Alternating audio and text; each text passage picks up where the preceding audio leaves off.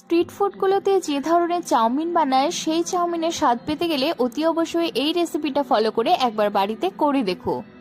আমি কথা দিচ্ছি তোমাদের ঠিক সেই রকম স্বাদই পাবে এই চাউমিনের মধ্যে। প্রথমে চাউমিনটাকে আমি ভালো করে সেদ্ধ করে নিয়েছি, তবে আজকে আমি এখানে সেদ্ধ করার সময় কিছুটা হলুদ ব্যবহার করেছিলাম, আর অতি অবশ্যই রিফাইন্ড অয়েল আর নুন কিন্তু তোমরাও ব্যবহার করবে। তারপর কড়াইতে আরও কিছুটা রিফাইন্ড অয়েল দিয়ে তার মধ্যে দিয়ে দিলাম কাঁচা লঙ্কা আর দিয়ে দিলাম কেটে রাখা সবজি, যার মধ্যে রয়েছে বিনস, গাজর, ক্যাপসিকাম, বাঁধাকপি আর পেঁয়াজ। তারপর সবজিটাকে ভালো করে ভেজে নিয়ে এর মধ্যে দিয়ে দিলাম টমেটো কেচাপ আর সয়া সস।